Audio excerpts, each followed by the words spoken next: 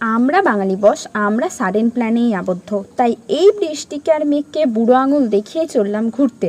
কোথায় না হয় সেটা তোমরাই গেস করো। এই প্ল্যান সাকসেস হয়েছে, কিন্তু রনির ঘুরতে যাওয়া হবে না শুনে ডিপ্রেশনে চলে যাওয়ার জন্যই। আর সত্যি এরকম জমজমাট প্ল্যান যদি ভেস্তে যায় না, তখন সত্যি খুব কষ্ট। আর রনির তো একটু বেশি হবে, কারণ ও বেচারা এই এক্সামের আগে মাইন্ড ফ্রেশ প্ল্যানটা ওই করেছিল। তোর দাদার ফাইনাল রেজিস্ট্রি উপলক্ষে একটা মানে আর কি বাইরে খাওয়া দাওয়ার একটা প্ল্যান হয়েছিল সবাই মিলে, বাট সবাই বললো যে এরকম খাওয়া দাওয়া তো হয়, ঘুরতে গেলে কিন্তু দুটোই হবে। বন্দে ভারত দেখতে দেখতে অপেক্ষা করছিলাম, পরে শুনলাম যে আমাদের ট্রেন অন্য প্ল্যাটফর্মে আসবে। সকাল 7টায় বেরিয়েছি, 1.5 ঘন্টা লেটে আমাদের ট্রেন মহারাজা ঢুকেছে। যাই হোক, অন্য প্ল্যাটফর্মে এলো, আমরা গেলাম ছুটে ছুটে। যেই কামরাটাই ছিল আমরা সেখানে উঠেছিলাম, আর সেটা ছিল রিজার্ভেশন। আর বাপরে, সবাই মিলে যা শুরু করেছিল, আমরা বোধহয় উদ্বাস্তু চলে এসেছিলাম। আমাদের যেহেতু আগের দিন রাত্রি 12টার সময় ঠিক হয়েছিল হঠাৎ করে, যেটা আমাদেরও ভুল আমরা মানছি, তার জন্যই টিকিটটা রিজার্ভেশন করেনি। বাকিটা পরের পার্টে বলবো। টাটা।